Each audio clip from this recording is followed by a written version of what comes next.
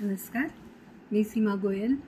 माझा मुलगा ऋतिक गोयल आज अलकाताईंच्याकडे स्पीच थेरपी घेऊन तो नॉर्मल शाळेमध्ये शिकून नॉर्मल कॉलेज केला त्यांनी आणि आता फो मार्शलमध्ये तो इंटर्नशिप करत आहे. अलकाताईंच्याकडे आम्हाला जे अनुभव मिळाले ते आम्ही शोभाताई तुमच्याबरोबर शेअर करत आहे. आणि त्यांनी सांगितल्याप्रमाणे जेव्हा आपल्या मुलांचं आपल्याला कळतं की तो डेफ आहे, त्याची ऑडिओमेट्री करून आपल्याला कळतं की त्याला किती डेफनेस आहे. त्या हिशोबाने आपण त्यांची हिअरिंग एड घेतो ऑडिओलॉजिस्टकडून. मग हिअरिंग एडबद्दल पण शोभाताईंनी सांगितलं की कसं लावायची.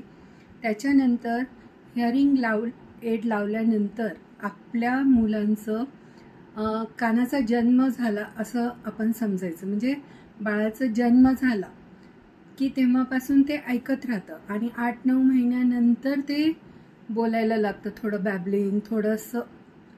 ते सतत 7-8 महिने बाळ ऐकत राहतं. आणि आपण जेव्हा हिअरिंग एड लावली तेव्हापासून आपल्याला समजायचं की त्यांचा जन्म झाला आहे आणि आपल्याला सतत त्यांच्या कानावर वेगवेगळे आवाज म्हणजे त्यांना हे करून द्यायचं, ओळख.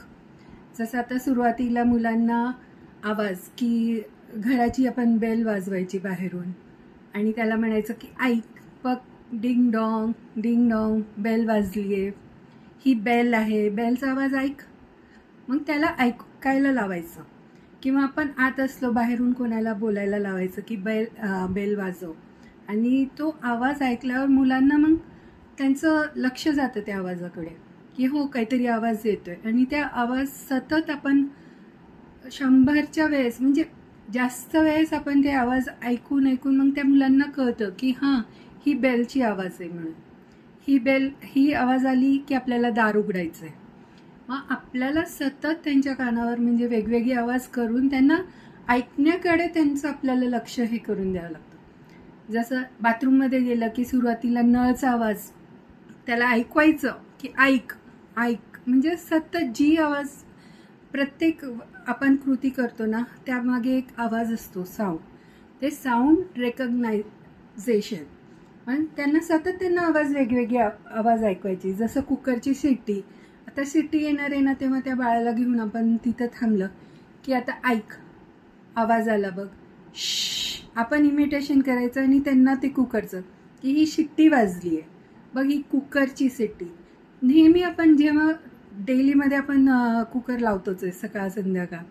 मग त्या मुलांना आवाजाकडे हे घेऊन जायचे. नळाचा आवाज जसं सांगितलं मी तुम्हाला, पण दात घसताना पण आवाज येतो, काही पेपर बॅगचा आवाज येतो, पेपर क्रश केल्याचा पण आवाज येतो, साधी एक वाटी आपल्या हातातून खाली पडली तर त्याचा आवाज येतो आपल्याला.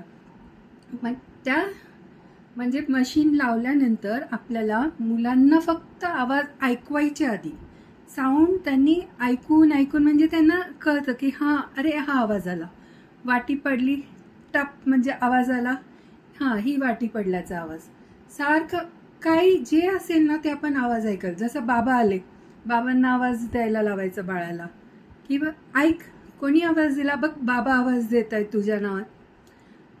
हे त्यांना म्हणजे मुलाला आपल्याला सांगायचं आहे. म्हणजे प्रत्येक वेळेला हे पॅरेंट्सचं म्हणजे स्टार्टिंगची थेरपी चालू होती. मशीन व्यवस्थित लावणे, चेक करून लावणे आणि त्याचे सेल पण बदलायचे असतात मशीनचे.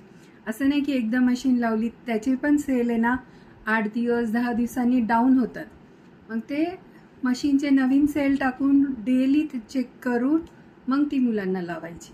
आणि सुरुवातीला आपण फक्त साऊंड रेकग्नायझेशन, ऐकण्यावर आपण भर टाकायला पाहिजे मुलांना. आता ह्यावर खूप म्हणजे चर्चा आहे. आता तुम्हाला नेक्स्ट व्हिडिओमध्ये आणखीन सांगू आम्ही. तोपर्यंत तुम्ही मुलांना जी काही आवाज येतील सुरुवातीला मशीन लावलं, जे तुम्ही 1.5 वर्षाची लावा, 1 वर्ष, जेव्हा तुम्हाला मुलांचा डेफनेस कळतो ना तेव्हा तुम्ही योग्य ती हिअरिंग एड लावून त्याच्या लॉसच्या हिशोबाने आणि त्याला योग्य मार्गदर्शन केलं की तुमचं मूल पण चांगलं बोलू शकेल, नॉर्मल शाळेत जाऊ शकते. पण तुम्हाला एक प्रयत्न मात्र करावे लागेल सगळ्या पालकांना. ही माझी विनंती आहे की तुम्ही वेळ आहे तोपर्यंत तुम्ही तुमच्या मुलांसाठी करा. नंतर वेळ गेल्यावर आपल्याला पश्चाताप होतो आणि आपण जे काही कार्य आपल्या मुलांसाठी करतोय ते मुलं मोठी झाल्यावर ते बोलायला ऐकायला लागली की मग आपलं एक समाधान होतं की हां आपण एवढं केलं आणि मुलांनी बोललं, पण त्याच्यासाठी तुम्हाला करावं लागेल.